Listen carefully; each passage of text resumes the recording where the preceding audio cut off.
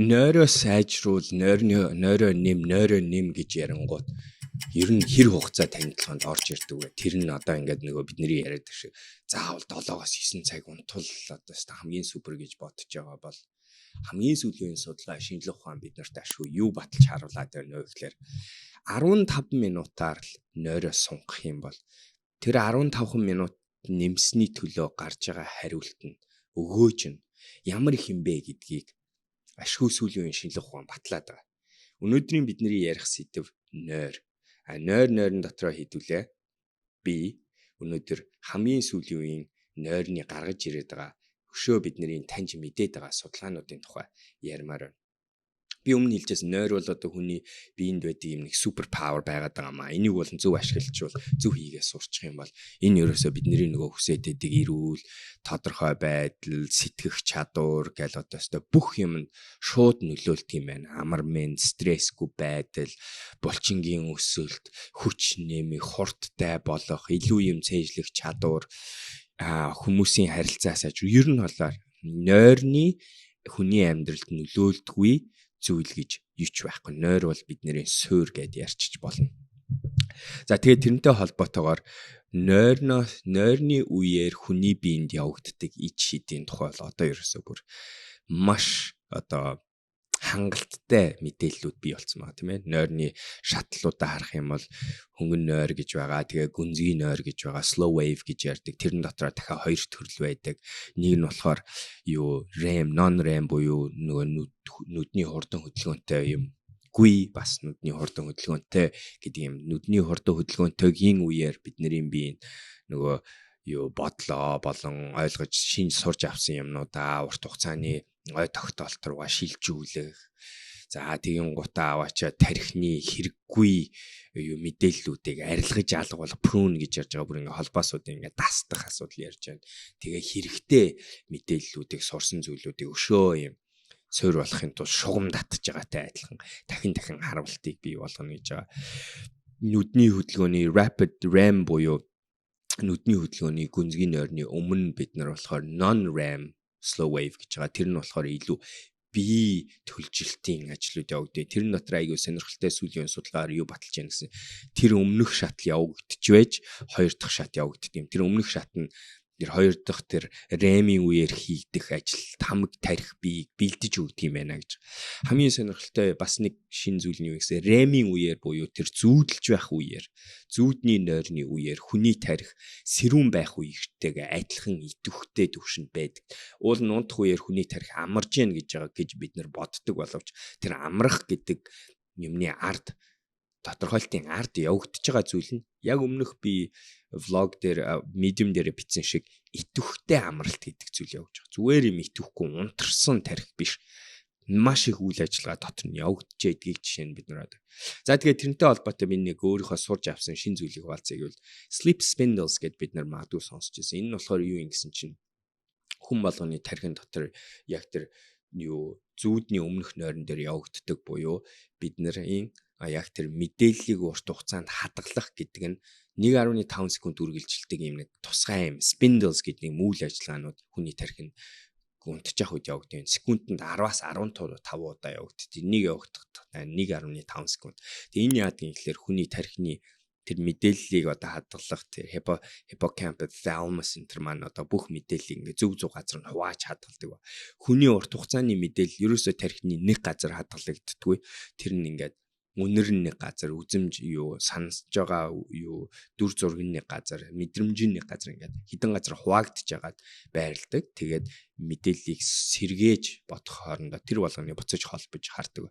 Тэгэхээр тэрэнд зориулагдсан тэр spindles гэдэг юм үйл ажиллагаа жишээ нь одоо зүүдний нойрны өмнө ингэж явагддаг юм байна. Тэгээ тэр зүв байх юм бол нөгөө насны өвчнгүүд гэдэг зүйл багасдаг юм байна гэдгийг бол үнэлсэн. Энэ насны өвчин гэдэг дээр би ер нь өмнө бол тайлбарлсан байгаа. Тэгтээ нэмээд хэлчихэд бидний дотор өдрийн турш ажиллаж байхад аденосин, тау, бета амилоид мэт юм хэрэггүй бодисуудын хоримтлал явж хэрэггүй ч бишэлтэй хоримтлагдж байдаг. Тэгээд энэ бодисууд нь нойрны үеэр цэвэрлэгдэж байдаг. Бүр ингээд яг хүний тарих очоод ингээд тэр чинь ингээд бүр ингээд угаагаа цэвэрлээд арчиж тэр янз янзын уургуудыг цэвэрлж өгч. Тэр уургуудыг шөнийн нойр авах үед л цэвэрлэгддэг буюу чанартай нойр авах үед л цэнэглэгддэг, цэвэрлэгддэг зүйл байгаа даа. Өөрөөр хэлбэл богинохон хугацаанд унтаад чанаргүй нойр авах юм бол тэр уургууд тархиндаа цэвэрлэгдэхгүй тэр нөгөө хоримтлагдж эхлээд бидний нөгөө яриад байдаг марталтын наснууд Hodgkins Alzheimer's байна тийм ээ Parkinson's байна гэх мэт юм насны өвчнгүүд ялгарах юм тогтоо юм мартдаг байх сэтгэл хөдлөлөө удирдах чадахгүй байх ч юм уу. Иймэрхүү эрүүл мэндийн эрсдлүүд гарах магадaltaй байгаад байдгийм шүү. Тэгэхээр энэ нь одоо чинь дараагийн. За тэгээд тэрнтэй холбоотой 15 минут гэдэг дээр өсвөр насны хүүхдүүдэд гаргасан 3200 хүүхдүүдийг оролцуулсан юм судалгаа хийгээд үзсэн чинь хэрвээ өсвөр насны хүүхдүүдийг ярьж байгаа 13-аас 18 насны 4500 хүүхдийг бас аваад үзсэн. Тэгин гутаа тэр хүүхдүүдийг ерөөсөө судалсан зүйл нь хэрвээ тэр хүүхдүүдийн нойрыг 15 минутаар сунгах юм бол нойрыг тэр шөнийн унталтыг 15 минутаар сунгах юм бол ямар их нөлөө үзүүлдэг юм бэ гэдгийг харсан чинь хүүхдүүдийн тархины цээрлэх чадвар хэд дахин нэмэгдсэн байдгийм байна. Тархины хэмжээ нь хүртэл томорсон байдгийм байна. Холбоосууд нь айгүй хүчтэй холбоосууд бий болдгийм байна. Өөрөөр хэлбэл хүүхдийг 15 минут сунгаад унтуулчих юм бол хичээл дээр гарч байгаа мэдээлэл нь хичээлийг чэйжилж байгаа байдал нь сурж байгаа байдал нь бүх юм нь ингэж хангагдсан хамаагүй өсөлттэй хамаагүй дээр байдаг юм байна гэдэг баталсан. Томчуудад ч гэсэн адилхан шүү. Бид нэг ингээ нойроо сайжруулах гэвэл эхний сайжруулах хэвээр уртынхаа хувьд ярьж байгаа шүү. За 15-аас 20 минут л сунгаад үзээдэх. Тэгээд трийг аль болохоор тасдахгүй буюу нөгөө миний ярьсан саяны шатлалууд чинь үргэлжлээд 90 минутын блокоор явагддаг баг. Тэгэхээр өнөөдөр бид нэр хүн нэг ойролцоогоор 7 цагаас 9 цаг унтах хэрэгтэй гэж ярьдаг. Тэгвэл тэр хооронд л бид нэр 90 минутын давтамж. Тэр 15 минутыг нэмснээрээ тэр сүүлийн 90 минутыг бид нар гоё гүйцэтгэж өгөхөд нэмэр болж өгч байгаа гэсэн санаа энэ чагарч. За дахиад сүүлийн үеийн судалгаар нэг юм баталсан байна. 7-9 гэж яриад байдаг. Яг үнэндээ хэд юм бэ гэсэн чинь хэрвээ бид нэр хүнийг янз янзын ингээд гар утас ч юм уу, согтууруулах хундаа ч юм уу янз бүрийн байдлаар нойрыг нь эвдэхгүйгээр тэгээд ингээд байлгах юм бол сатааруулсан зүйл байхгүйгээр тавих юм бол ихэнх хүмүүс 8 цаг 20-оос 8 цаг 30 минут л унтахад хангалттай юм байна гэдгийг судалгаа баталчихсан байна. Хоёр дахь аягүй сонирхолтой гарсан судалгаанаас гарсан үнэн нь юу юм гэсэн чинь өндөр эрүүл мэндтэй хүмүүс буюу ер нь хангалттай нойр авч байгаа тэрнээсээ болоод өгөөчтэй байгаа хүмүүсийн дундаж нойр нь 7 цаг 30 минут юм байлээ. 20-20-оос 30 минут юм байлээ. Өөрөөр хэлбэл юу гэж хэлэх гээд байна вэ гэхээр та ер нь ихэнх хүмүүс тэр судалгааг даах юм бол 7 цаг 30 минут чанартай унтж чадах юм бол бид нар хангалттай нойрыг аваад тэгээд тэр нойр нь эрүүл болон бүтээмжтэй байхад нөлөөлдөг юм байна гэдгийг баталсан байгаа шүү. За дараагийн зүйл нь нойрыг ер нь би судалгаанаас бас нэг гаргаж ирж байгаа зүйл нь нойроо сайжруулах гэвэл би ганцхан зүйлийг хийгээч гэж хүсдэг байгаа. Тэр нь ижлэхэн цагт орондоо орж эхлэеч гэж. Энийний ард юу болоод байна вэ гэхээр circadian rhythm гэж ярьдаг. Бидний дотор байдаг нэг юм цаг байгаа. Яг хүний цаг гэж энэ бугуун цаг шиг юм цаг бидний тархин дотор. Энэ цаг маань зөв ажиллах юм бол энэ цаг маань уулна бидний нойрыг зөв газар нь хүргээд өглөөс ирэнгууд бид нарыг сэргээгээд өдрийн турш тэр нойртой холбоотой янз янзын уургуудыг зөв байршуулаа. Тэгээ шүн унтчих явцад нойрны үеэр чанартай нойр нь зүгээр нэг нойр биш чанартай нойр буюу өөрийгөө төлжүүлэх, нөхөх, цэвэрлэх ажил нь явагдаад дуусна байх ёстой байдаг. Тэгэхээр ийм байдлаар хэрвээ бид нар хүний нойрыг зөв чанартай авч явах юм бол бид нар тэр circadian rhythm-ыг дагаад өөрийнхөө дотор байгаа зөв цагаа дагаад унтах юм бол бид нар 6 цаг унтсан ч гэсэн өндөр чанартай өөрөө нойроо авч чаддаг болно гэсэн. Тэгвэл хамгийн түрүүнд тэр хийх буюу жилхэн цагта орондоо ордог гэдгийг хийвэл юу болдгийг гэхээр хүний биений бүх физиологч, тархич нь төв мэдрэлийн систем чинь одоо энэ даавар ялгаруулдаг одоо энэ янз янзын эргэтнүүд чинь бүх эргэтнүүд бүх хүний биед байдаг 6-7 системүүд чинь зөв ажиллаж эхлээд зөв газар нь зөв дааврын ялгаруулаад зөв амрах үед нь зөв юм унтраагаад асаагаад энэ явж. Нэг аягүй сонирхолтой юм нойрны зүүдний нойрны үеэр зүүдтэй нойрны үеэр хүний бие өөрийнхөө температурыг зохицуулдаггүй болдог гэж. Тэр үед өөрөөр хэлбэл хаамир хүйтэн газар байвал өөрийгөө халаахгүйгээр хөлдөх магадaltaй гэдэг ийм бас сонирхолтой юм илэрсэн байна. Тэгэхээр зөв газар унтах бас ямар ч. Тэгэхээр бидний хамгийн түрүү хийх ёстой юм circadian rhythm буюу өөрийнхөө доторх нойрны цагаа засах нь л бидний хамгийн зөв. Тэгээ тэрийг хийхэд ганцхан зүйлийг хийх нь ижлэгийн цагт л орондоо ороод эхэлжээч гэж. За Америкийн нойрон дээр одоо хамгийн шилдэг судалгаануудыг хийж байгаа улсууд Америк байна, Израиль байна, Малайзд бас сонирхолтой судалгаанууд явагдаж байна.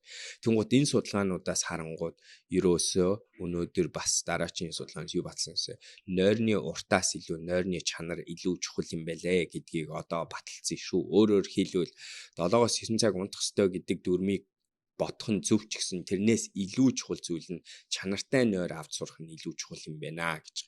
Тийм болохоор чанартай нойронд нөлөөлдөг хамгийн ихний зүйл нь ижлэгийн цагт орондоо. Ижлэгийн цагт орондоо ордог гэдгийг хийгээд эхлэнгууд бүх биеийн механизм чинь зөвөр нойрон зориулж ажиллаж эхлэнгууд чанартай нойрыг авч эхэлдэг байгаад байгаа шүү. Дахиад хэлчихье энэ судалгааны үр дүн аюул чухал. Хангалттай нойр авч оролдох гэж хөдөлмөр зарцуулахынхаа оронд тэрнээсээ илүү ижлэхэн цагт орондоо орох буюу нойрны чанараа сайжруулах юм дээр ажиллаад эхэлчих юм бол хамгийн их өгөөчтэй юм байна гэдгийг баталсан байна. Тэр дотроо би чанараа гэхээр битгий олон юм дотроо санийхыг л хийчихээрэй ижлэхэн цагт орно. Хоёр дахь гэхдээ нойроо сайжруулахад хамгийн их өгөөчтэй хийж болох зүйл нь дасгал хөдөлгөөн юм байна гэдгийг баталсан шүү. Тэгээд тэрнтэй холбоотой судалгааны үр дүн хуваалцахад энэ байна. Том хүн насан турсан хүн хэрвээ 30 минутын дасгалыг л өдөрт хийх юм бол хөдөлгөөнийг ярьж байгаа шүү. Тэгээ би дасгал хөдөлгөөн гэхээр би бас нөгөө битгий жим фитнес энтер бодоод байгаа. Зүгээр л алхах ажил явагдаж байна. Хөнгөн гүүх ажил явагдаж байна. Ажил дээрээ юм өргөж тавих. Биеийн физиологийн л 30 минутын юм хийхэд нойрыг чинь 15 минутаар автоматар сунгад юм байна гэсэн. Өөрөөр хэлбэл өдрийн цэрүүн байх үедээ биендээ өгж байгаа ачаалал чинь шөнийн нойрны чанар болон уртад шууд нөлөөлдөг юм байна гэдгийг баталсан шүү. За дараачийн нэг судалгаа. Энэ судалгааны үр дүн та хэд айгу таалагдах байх.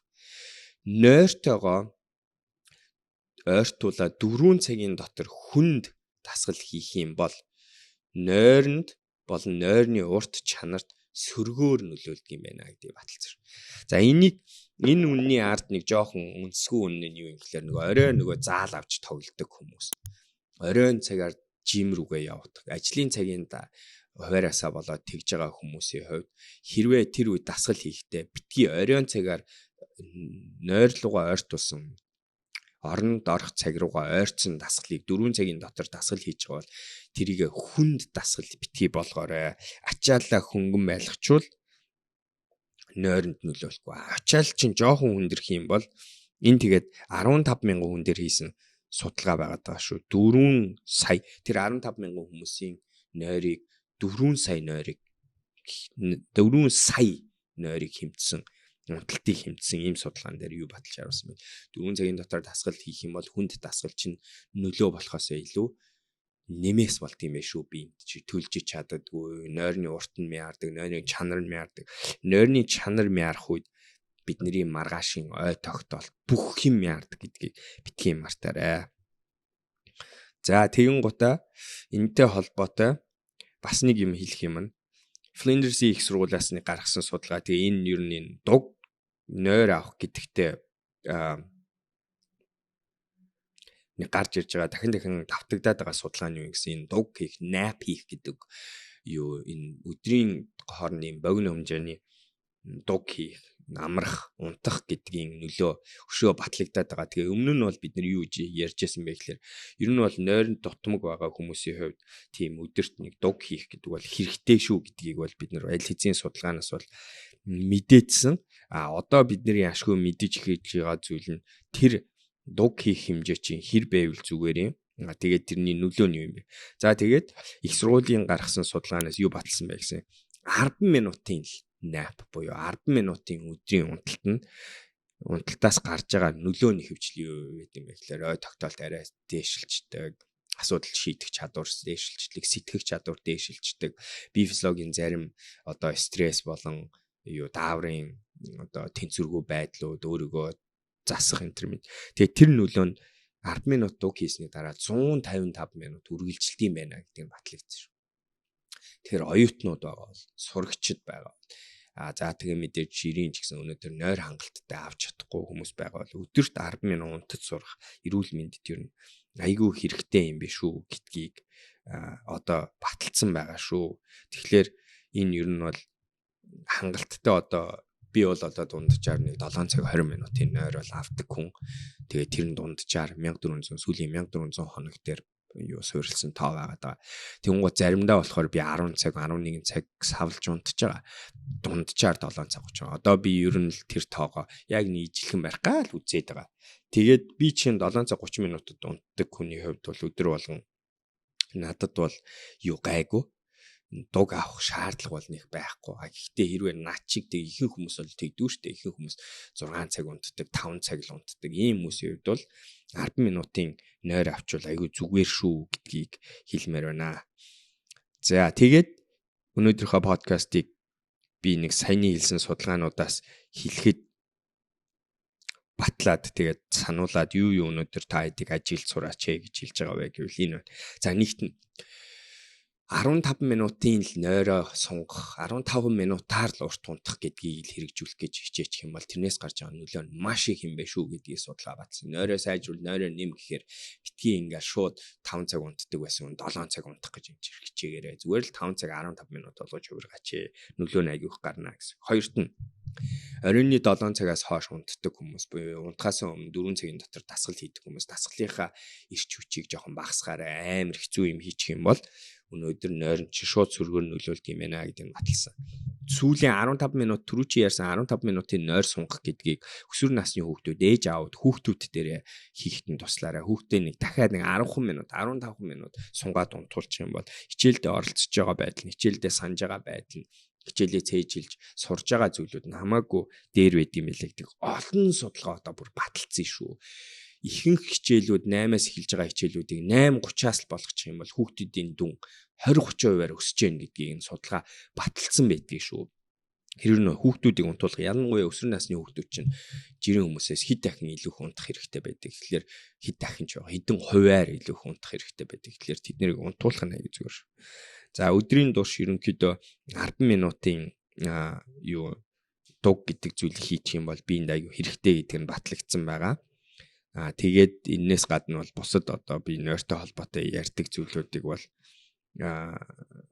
би бол өмнө хэлжээс 10 минутын nap дээр NASA гэх юм болохоор NASA nap гэдэг нэртэй nap нь болохоор 26 минутын nap гэдэг юм. Тэгэхээр ингэснээр хүмүүс бүтээмж нь 34%-аар өсдөг, сонор соргог байдал нь 54%-аар өсдөг гэж байна. Тэгэхээр ер нь бол 10-аас 26 минутын nap гэдэг зүйлийг ер нь хийхэд болно. Бас нэг айгүй шинэ судалгаанаас гарсан өмнө нэг судалгааны үр дүнг няцааж байгаа нэг зүйл нь юу вэ гэсэн чинь хэрвээ бид нар одоо нөгөө бид нэр дэлгэцний гэрлийг багасгах гэдэг дээр айгүйхан анхаардаг. Яа тэгэхээр цэнхэр гэрэл бидний circadian rhythm-ыг эвддэг гэдэг болохоор тийм ээ нөгөө дотоод цагийг ингээд буруу болгочдөг гэдэг болохоор бид нэр дэлгэц орой ашиглах дээр шинэ судалгаа ийм баталсан шүү. Телевизэр үзэх, гар утсаа авах хоёрын хооронд хоёулаа цэнхэр гэрэл ялгаруулж байгаа ч гэсэн хоорондоо ялгаатай байх шүү гэдгийг баталсан. Телевизэр үзэх буюу идэвхгүйгээр дэлгэцтэй харьцах юм бол нойронд нөлөөлөх нөлөө нь сөрөг нь тийм бага биш юм байна. Үгүй бага юм байна. Идэвхтэй буюу гар утсан дээр янз бүрийн үзээд өөрөө ингээ идэвхтэй тэрнтэй ингээ харьцаж байгаа нөхцөл тэрнээс гарч байгаа эвдэлт нь илүү юм байна шүү гэдгийг баталсан. Зарим цэнхэр гэрэл зүгээрээ л гэдгийг энэ судалгаа биднэрт баталж өгсөн байгаа таамаа. Тэгэхээр ойрын цагаар гоё үзмээр байгаа юм үзээ тайвшраад унтахтаа үзэж байгаа тайвширдаг хүмүүст окей гэсэн үг юм аа. Харин гар утсаа л харахгүй байхыг хичээгээрэй л гэсэн санаа байгаамаа. За ингээд өнөөдрийнхөө подкастыг дуусгая. Би нойртой холбоотой шинээр гарч иж байгаа сонирхолтой шинэ судалгаануудын юмыг хуваалцаж байна. Тэгээд хэдүүлээ.